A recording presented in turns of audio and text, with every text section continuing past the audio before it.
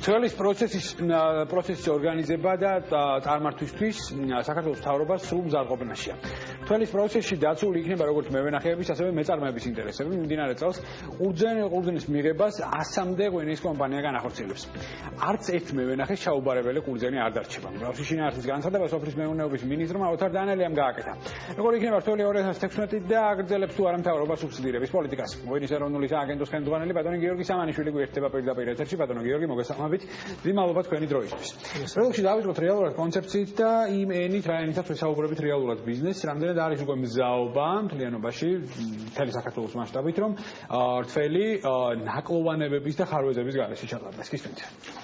თველსაც ეხება უკვე მალე მოგვედგათ თველი ფაქტობრივად და ალბათ ჩაშანდელივით ექსესების გარეშე ჩაივლის რამდენი წელი დიდი იმედი გვაქვს. პრევენციული ღონისძიებები რამდენად ხორციელდება. პრევენციაში გულისხმობ იმას, რომ ამ შემთხვევაში სუბსიდირების ნაწილი იყო, რაც აუცილებლად გითხავთ. თუმცა ამ შემთხვევაში რამდენად გამართულია ის ენა, რითაც ველაპარაკებით ბიზნესს. კი ბატონო, ჩაშანდელი ძალიან კარგი გამოცდილება გვაქვს და ვაგრძელებთ ურთიერთობას, ზუსტად ჩაშანდელი ხარვეზები რა თქმა უნდა გათვალისწინებული იქნება, თუმცა დიდი ცვლილებები წელს არ არის დაგეგმილი, იმიტომ რომ შარშან პრინციპში ალბათ ბოლო წლების ანალიზს თუ გავაკეთებთ, ყველაზე წარმატებული თველი იყო და ხარვეზებში არ გულისხმობთ, მაგალითად, აი წინა სად იყო მაგალითად ჩავარმა, სად შეიძლება უკეთესად მუშაობა, მათ შორის კომუნიკაციის თვალსაზრისით, აი რას გამოასწორებდით და რის გამოსწორებას აპირებთ უკვე წელს. როგორც ახლა შეიძლება მაყურებლის სად იყოს ეს საინტერესო პატრონა დეტალები თქვა, იგივე ინტერნეტ ჩვენ გვაქვს ინტერნეტ პროგრამა, სადაც ვახდენთ რეალურ დროში აღრიცხვას ყოველი კილოგრამი ყურძნის. წელს მაგალითად შევცვლით იმას, რომ ეს აღრიცხვა იქნება ღია ღვინის მიღები კომპანიებისთვის, ანუ ისინი შეძლებენ ინფორმაციას აღებას ერთმანეთის მიხედვით, რა თქმა უნდა, ის კომპანიები, რომლებიც მოისურვებენ ამ პროექტში ჩართვას და ესეთი პრინციპში თითქმის ყველა უკვე თანახმა არის, ამაზე შეთანხმებას გავაფორმებთ და ესეც პატარა დეტალები. ანუ მეტი ღიობა კომუნიკაცია, იგივე უკეთესი კომუნიკაცია სოფლის წმუნებულებთან, გამგეობებთან და ასე შემდეგ. ბატონო გიორგი, მაინტერესებს მე როდესაც მინისტრთან მისაუბრია, მის მოადგილესთან, ასევე თქვენთანაც, პრინციპში პათოსთა შემართება არის ერთი, რომ დასახვეწი იყო სუბსიდირების კომპონენტი.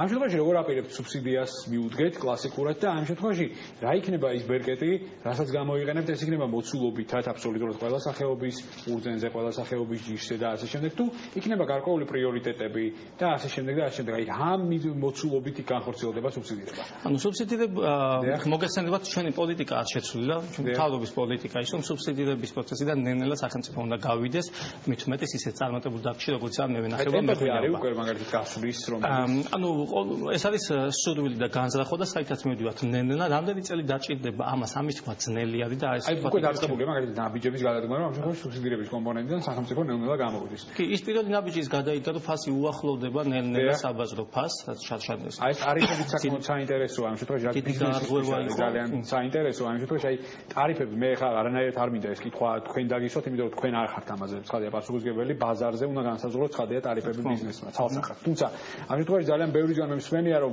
სუბსიდირების კომპონენტმა დათული სამსახური გაუწია არა მხოლოდ ბიზნესს, მათ შორის სახელმწიფოსაც იგივე თქვა გლეხებთან ურთიერთობაში და ასე შემდეგ და ასე შემდეგ. აი ამ შემთხვევაში ეს ყველაფერი რამდენად მიდის დახვეწისკენ? ანუ ამ შემთხვევაში კერძო სექტორი, ანუ ბიზნესი და ხელისუფლება თან ხვდება იმაზე, რომ ნელ-ნელა სუბსიდიიდან უნდა გავიდეთ, თან ხვდება იმაზე, რომ უცებ გასვლა არ შეიძლება, ეს უბრალოდ არეულობას გამოიწვევს ბაზარზე და ჩვენი მთავარი მიზანი, როგორც კერძო სექტორის, როგორც ბიზნესის, ასევე მევენახის, მეღვინის, ყველასი არის, რომ იყოს სტაბილური ფასი და არ ითამაშოს.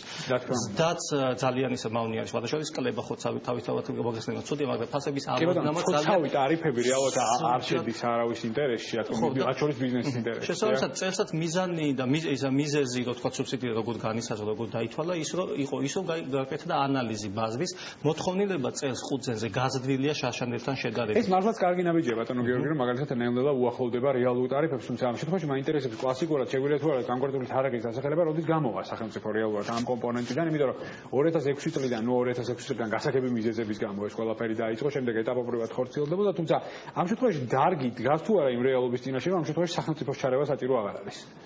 დღეს სახელმწიფო ჩარევა და საჭიროა, სწორედ ამიტომ გადაწყდა სუბსიდირება და ამაზე პროტესტი არც ერთი მხრიდან, არც მევენახების, არც მეღვინის, არც სახელმწიფო მხრიდან არ გადადგმდა, მიუხედავად იმისა, რომ ეს არის ძალიან დიდი სამუშაო, საკმაოდ მნიშვნელოვანი თანხაც იხარჯება ამისთვის, მაგრამ თავარი არის ის, რომ ეს სისტემა არ შეცვალოთ ფასები ხელოვნურად უნდა გავზადოთ და გავხარეთ დასახელება კონკრეტულად. რა თქმა უნდა, ეს თუ იქნება წელსაც კი, თქვა წლის დასაწყისში ვიცოდით სიტყვაზე სუსტდება. საჭირო იქნება, მაგრამ რაოდენობით ეს არ ვიცოდით. კი ბატონო, მესმის.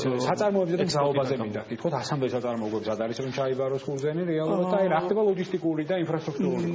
ასე მეტი საწარმოო დაწუნებულება წელსაც, როგორც ჩარჩენ გადაამუშავებს ხურზენს, მათ შორის არის დიდი, საშუალო და მცირე ღვინის კომპანიებიც. მზაობა რა თქმა უნდა არის, შარშან საკმაოდ მომზადებული იყო დარგი წელს კიდევ უფრო წინ არის, იმიტომ რომ ინვესტიციები გაგრძელდა ამ მიმართულებითაც, ის რომ გაყიდვები გაიზარდა, ალბათ იცით ციფრები, რომ ექსპორტი გაიზარდა, მიუხედავად იმისა, რომ ფასი საექსპორტო ერთეული საექსპორტო საშუალო ფასი შემცირდა, მაინც მთლიანობაში შემოსავალი გაზრდილია წილად-წელთან შედარებით და რაც ყველაზე მნიშვნელოვანია, დასტაბილურებულია ექსპორტი იმ მიმართულებითაც, სადაც თქვა შარშან იყო ძალიან არასტაბილურობა.